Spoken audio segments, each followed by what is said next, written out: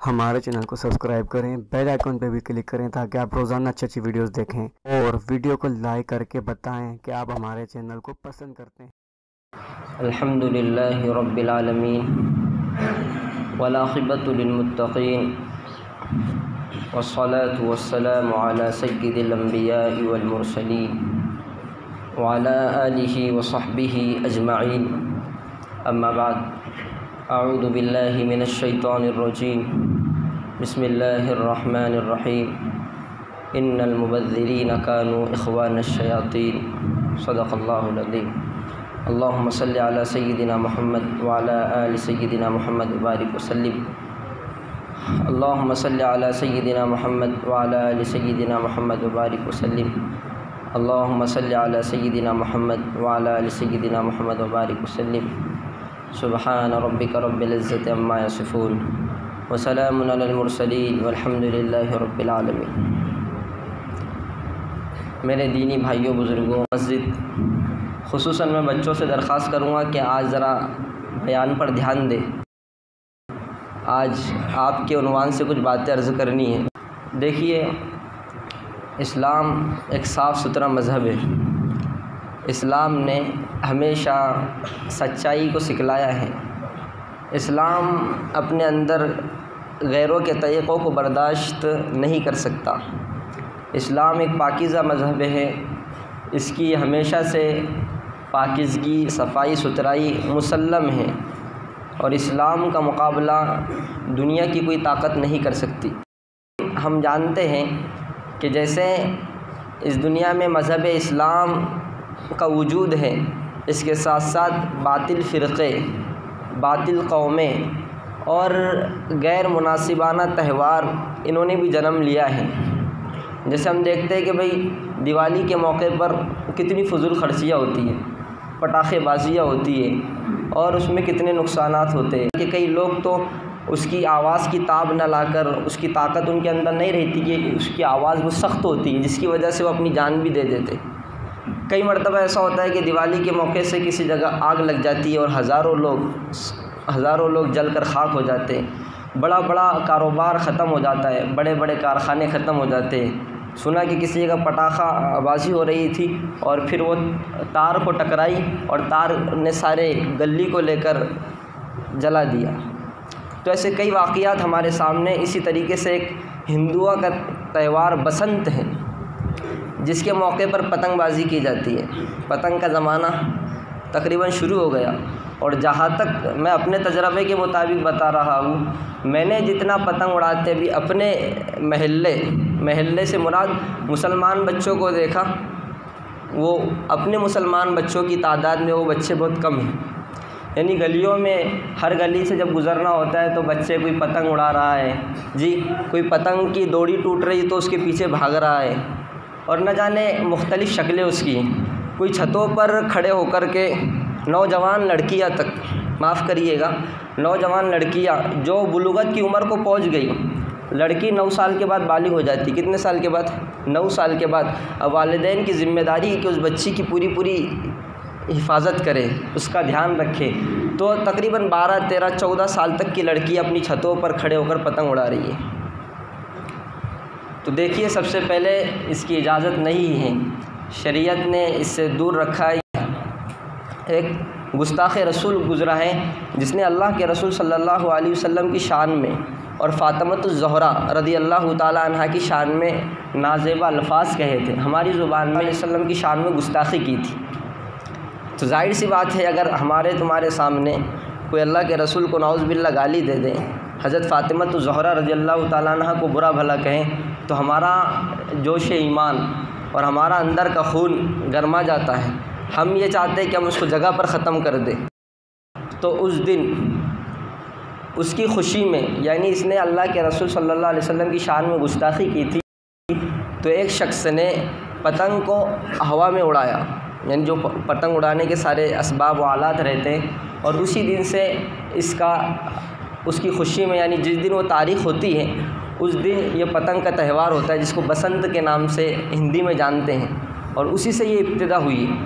تو اللہ کے رسول صلی اللہ علیہ وسلم کی شان میں گستاخی کی تھی، اور اور اس کو سزائے موت سنائی گئی تھی اور اس کا سر تن سے جدا کر دیا گیا تھا۔ کو یعنی خراج عقیدت پیش کرنے کے لیے کہ اس بہادر نے بہت، ان کی زبان میں بہادر، ہماری نظر میں تو نالائق، ہماری زبان میں تو بدبخت اور ہماری نظر میں تو خبیث، لیکن ان کی زبان میں اس سعادت مند آدمی نے اللہ کے رسول صلی اللہ علیہ وسلم کی شان میں نعوذ باللہ گستاخی کی تھی، تو اس کو خراج عقیدت پیش کرنے کے لیے، اس کو مبارکبادی دینے کے لیے یہ پتنگ کی ابتدا ہوئی۔ میں یہ بتانا چاہ رہا ہوں کہ جب اللہ کے رسول کی شان میں کوئی گستاخی کرتا ہے تو ہمارے خون گرما جاتے ہیں، ہم برداشت سے باہر ہو جاتے ہیں، لیکن ایک گستاخ رسول صلی اللہ علیہ وسلم کی خراج عقیدت والی جو رسم چلی ہے اس کو تو ہمارے بچے بھی، نیک گھرانے والے بھی، دیندار لوگ جو اپنے آپ کو دیندار سمجھتے ہیں، سارے لوگ اس میں مبتلا ہیں۔ اچھے اچھے گھروں میں بچے ہیں، نیک دیندار وہ گھرانہ ہے، لیکن ان کے گھر کے بچے پتنگ اڑا رہے ہیں، تو اس لیے بھی اڑا رہے ہوں گے کہ اس کی تاریخ معلوم نہیں تھی، کسی نے اس کی طرف کبھی اشارہ نہ کیا ہو، لیکن آج میں آپ کو حوالے کے ساتھ بتا رہا ہوں۔ علماء نے لکھا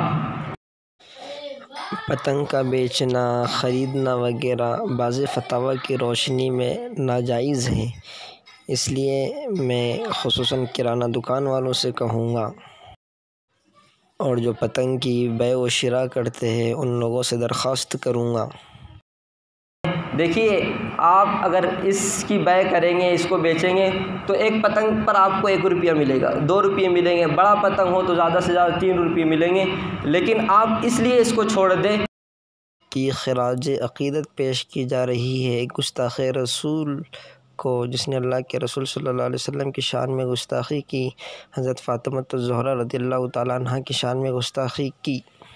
میں اس کاروبار کو برداشت نہیں کر سکتا۔ اللہ کے رسول صلی اللہ علیہ وسلم کی شان میں جس نے گستاخی کی ہے، آپ اس کی رسموں کو فروغ دے رہے ہیں، اس کی رسموں کو آگے بڑھا رہے ہیں، تو جو لوگ بیچتے ہیں ان کے لیے بھی پتنگ کا بیچنا جائز نہیں ہے، اور جو لوگ خریدتے ہیں ان کے لیے بھی جائز نہیں ہے۔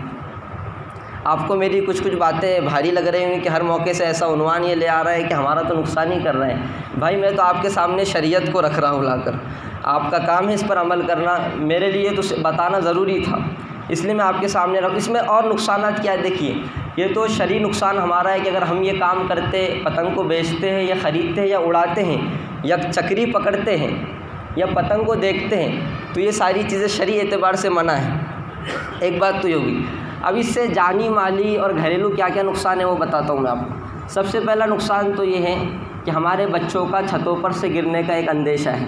دوسری بات کہ جب پتنگ ٹوٹتا ہے نا تو بچے اتنی تیزی سے بھاگتے ہیں، نہ نیچے نالی دیکھتے ہیں، نہ کانٹے دیکھتے ہیں، نہ کانچ دیکھتے ہیں، نہ گڑھا دیکھتے ہیں، کچھ نہیں دیکھتے، تو اتنے نقصانات ہوتے ہیں۔ کبھی بچے کے پیر میں کانٹا چبھتا ہے، کبھی کانچ چبھتی ہے، اور کئی واقعات تو ایسے آتے ہیں کہ جو لوگ چھتوں پر پتنگ اڑاتے ہیں، چونکہ پتنگ میں جیسے ڈرائیور کو گاڑی ہینڈل کرنا پڑتی ہے ساری، تو وہ پتنگ اڑانے والا بھی اس پتنگ کو ہینڈل کرنے کے لیے کبھی آگے سرکتا ہے، کبھی پیچھے سرکتا ہے، کبھی دائیں سرکتا ہے، کبھی بائیں سرکتا ہے، اور بعض مرتبہ ایسا ہوتا ہے کہ اوپر چھت پر دیواریں نہیں ہوتی ہیں، وہ آگے سرکنے میں، پیچھے سرکنے میں اپنی جان کھو دیتا ہے، اور ایسے کئی واقعات ہو چکے ہیں۔ دوسری بات یہ کہ پتنگ اڑانے کے لیے عام طور پر آپس میں شرط لگائی جاتی ہے، ہار جیت لگائی جاتی ہے، ایک دوسرے کو پتنگ کو کاٹا جاتا ہے۔ تو جب پتنگ فضا میں اڑتا ہے تو فضا میں اڑنے کے ساتھ ساتھ 2 مقابلے ہوتے ہیں، ایک دوسری طرف سے اور ایک اس طرف سے، تو ہر ایک کی خواہش یہ ہوتی ہے، تمنا یہ ہوتی ہے کہ میں سامنے والے کے پتنگ کو اڑا دوں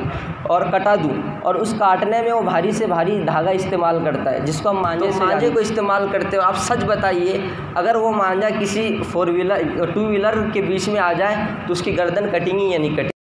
تو ایک جانی نقصان یہ ہے۔ دوسرا یہ کہ جو پتنگ اڑانے والا ہے اس کی جان کو بھی خطرہ ہے۔ تیسرا یہ کہ بھئی پتنگ اڑانے میں وقت کا ضیاع ہے، وقت کا ضیاع ہے، کیونکہ ایک پتنگ کو ہوا میں اڑانے کے لیے، پھر اس کو نیچے اتارنے کے لیے تقریباً آدھا سا پونا گھنٹہ مزے لینے کے لیے چاہیے۔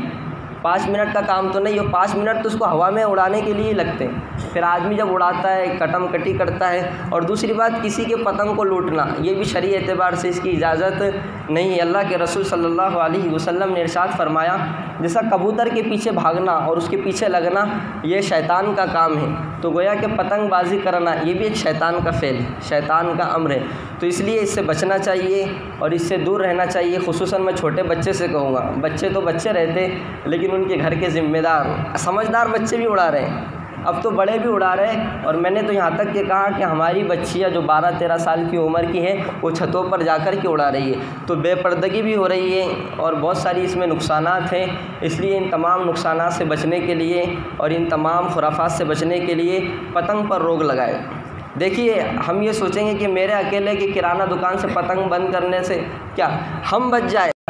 تو بھائیو، بزرگوں، دوستو، اللہ کو راضی کرنے کے لیے، اسلامی احکامات کو اپنی زندگی میں لانے کے لیے، اور ایک رسمانہ تہوار ہے، وہ ہندوانہ رسمانہ تہوار ہے، اس سے بچنے کے لیے اپنی جذبات کی قربانی دیں۔ اچھا لگتا ہے، بہت اچھا لگتا ہے، موسم اچھا ہوتا ہے، فضا اچھی ہوتی ہے، اور شوق ہوتا ہے کہ یار اڑانا چاہیے، دوسرے لوگوں کو دیکھ کر شوق بھی پیدا ہوتا ہے۔ لیکن اسلام جو ہے تو من چاہی کا نام نہیں ہے، یہ بات اچھی طرح سمجھ لیجئے۔ اسلام رب چاہی کا نام ہے، اور جو رب چاہی پر آئے گا تو پھر اللہ تبارک و تعالیٰ وہ جنت دے گا، اپنی رضا دے گا، اور ہم یہ چاہتے ہیں کہ بھی جنت ملے اور اللہ کی رضامندی حاصل ہو، تو اس کے لیے اس دنیا میں قربانیوں کے ساتھ، مجاہدات کے ساتھ جینا پڑے گا۔ حدیث شریف میں ہے، الدنیا سجن المؤمن و جنت الکافر، دنیا مسلمانوں کے لیے قید خانہ ہے اور کافروں کے لیے جنت ہے۔ وہ چاہے کتنے بھی مزے اس دنیا میں اڑائے، ان کو دیکھ کر ہمیں زندگی نہیں گزارنی ہے۔ ہمارے لیے تو حضرات صحابہ کا نمونہ ہے، ہمارے لیے تو اللہ کے رسول صلی اللہ علیہ وسلم کی زندگی ہے۔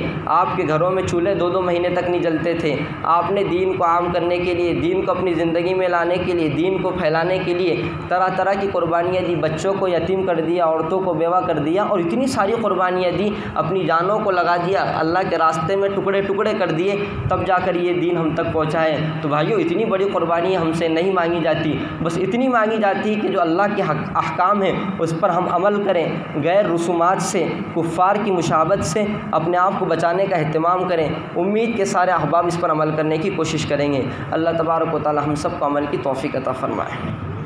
شامل عبادت ہے، شامل